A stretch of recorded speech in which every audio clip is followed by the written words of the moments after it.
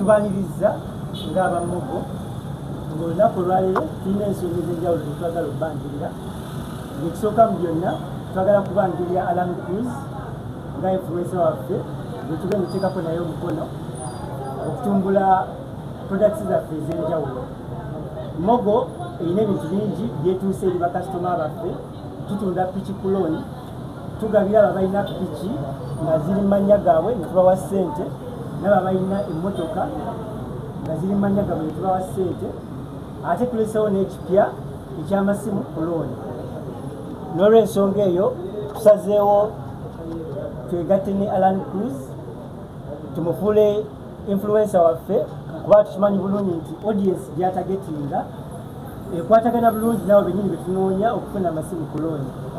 Essimu zino twegase wamu n'ebitongole ebyenjawulo omuli Infinix, Tecno ne Itel nga twagala okutuusa eri bakasitoma amasimu ku bbeeyi eyeesobokera ddala.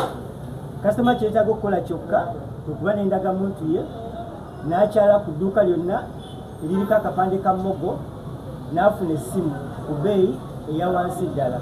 Ate n'ensasula ateekayo akasente katono mu ntandikwa esigale n'asasula buli lunaku oba buli wiiki nga zezisinga okutono ku katale. Amanya bamuta Alan Cruz. Njagala okusooka okwebaza bannaffe aba Mogo. Mwebale nnyo kunzisaamu bwesigwe buno, mwebale nnyo kuntikka mulimu guno. Omuvubuka ali eyo nyongera okutegeeza olw'okuba nti ndi omu ku abo abavubuka abasinga okugobererwa ku mutimbagano, nsazeewo nange ng'omuntu nzikirize contract eno empeereddwa aba Mogo n'okwongera obategeeza nti ebintu byabwe biri legit, si bya kiyaaye. Gavumenti ya Uganda ebamanyi, bali certified bulungi. Ate era buli muvubuka yandisaanye akwate ku ssimu ennungi, buli muvubuka yandisaanye abeereko n'ekintu ekirungi mu bulamu bwe. So Mogo kikyezza okwanguyiza. Mogo ezze ekwanguyize nti bw'obanga oyagala essimu ey'akakadde naye nga tokalinaawo, kitegeeza nti osobola okubawa $28,000 ne bakuwa essimu buli wiiki n'obanga osasulayo omutwalo nga gumu mu 12,000, buli wiiki n'obanga osasulayo omutwalo gumu mu 12,000. Oyinza okumbuuza n'oŋŋamba nti Alan Cruz mba sobodde sasula mutwalo gumu mu 12,000 kyekiddako. Bw'oba tosobodde sasula mutwalo ogwo gumu mu 12,000 buli wiiki, tusooka ne tukwatamu katono. Tetukuggyako ssimu era essimu osigala nayo, naye tukwatamu katono, then bw'obuwaayo netukola ki, ne tukuwa ate empuliziganya ku mpewo ne tukuzaako. Naye bw'oba musasuzi tekirina buzibu, okugyako omuntu atali musasuzi gwasobola okukirabamu obuzibu. Naye omuntu omusasuzi buli wiiki omutwalo gumu mu 12,000, tukwate omutwalo gumu gudividing mu ennaku 7, omutwalo gumu 12,000 gudividing mu ennaku 7, olabe sente z'oba osasula buli lunaku. Osobola kugamba nti buli lunaku njaziwaayo, okitegeera gwe wiiki neggwako nga tebakubanja. So Mogo bazze batwanguyiza ebintu. Ate bw'obanga oyagala ebintu nga fees era nawo oyina piki, oyina kaadi ya motoka, gireete gwe teekayo wali kaadi. Offices zaffe ziri awo Lugogo, okitegedde. So omwana talemwa kuddayo ku ssomero nti tolina fees. Mogo obawo omusingo omutono nnyo ate ne bakolera bo kinene. Fees ayinza oba wakadde kamu n'ekitundu nga tomusobola.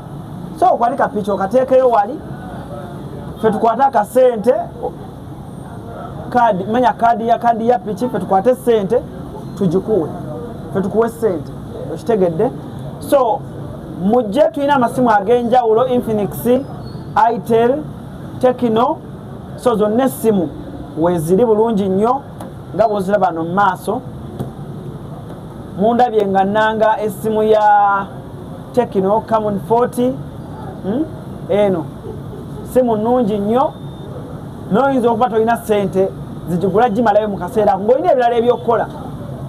Jangu manye ebbeeyi yaayo gwe gamba nti njagala ya kibanja mpola ku Mogo ne wano wenyini wetudde mu maduuka ga Tekino jangu twakwataganye n'aba Tekino twakwataganye n'aba Itel twakwataganye n'aba Infinix buli dduuka lyosanga yingira gwe gamba njagala nkola ya Mogo ng'akayimba bwe mugenda okukawulira okitegedde so nange njagala okubaza aba Mogo mwebale twesiga ne munywanyi wange ono gwenzanya naye obuzannyo mama Nakitende ma Brighton mama Nakitende brand ezo bbiri then waliwo na Land Cruise namwe abatunyumirwa mwenna mwebanyuma beddala ne mama Nakitende ndowooza kabeeko byayongerezaako awo ate oluvannyuma tusule emikono ku contract egenda okuleeta ensimbi ezitokomoka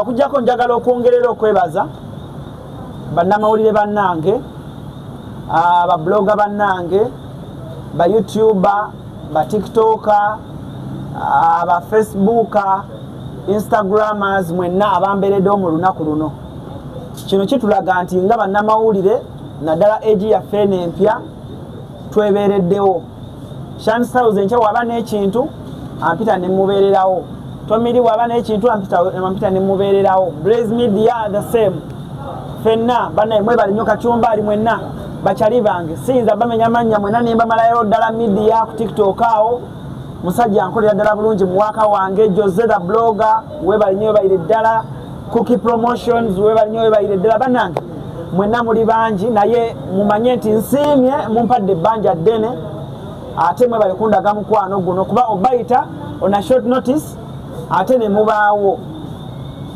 so kindaze omukwano eri bannamawulire bannange omukwano gwe mundaze it's a short notice ayi ne mugamba nti cruise tujja kujja tubeerewo oba otuwadde ssente oba totuwadde naye ate nga nkimanyi mwagala nkole ntya mbookyeyo so kale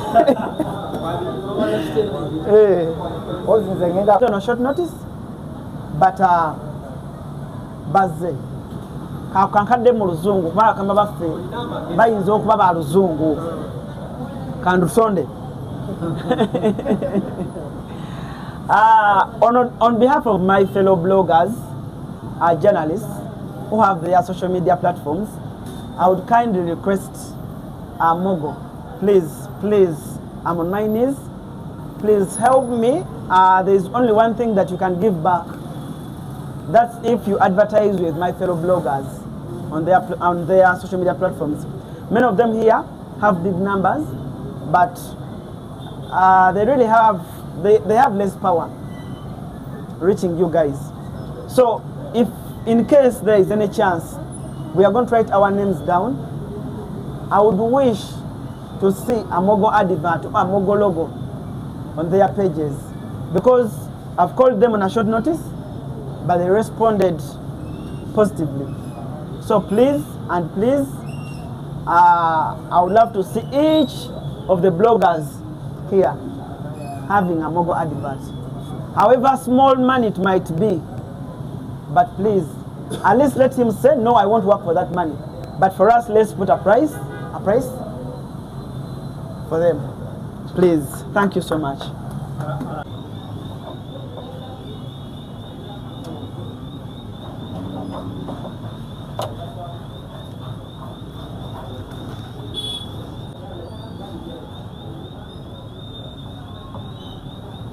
Ezze kwanguyiriza oyinza okuba oyagala essimu ennungi mu bwangu naye nga ssente tokola ki tozirina, so bo bagamba nti leetako akatono bw'ojja essimu oyinza okuba oyagala ya miliyoni 2 ne bagamba miliyoni 2 kale tuweeko emitwalo 7 ezisigadde ozisasule mpolampola era bibaamu agreement bibaamu receipts era bw'oba omazeeyo essimu yo ogenda beera nayo bannanga abakozeeko system eno bweti mugimanyi kuba Mogo tetuzze nti tuzze leero tumazeewo ebbanga okitegedde, so mbadde mbasaba wamma tebagamba byanjwanjwa tuli mu kudiringa ne kampani ezirina amannya omuli Infinix, Itel, Tekino era nkugamba nti gwoba olowooza lya street gweyingira edduuka lya Tekino wonna weriri bagambe njagala ssimu naye ku nkola ya Mogo ojja kuba ofuna essimu yo era ojja kgenda naye ewaka.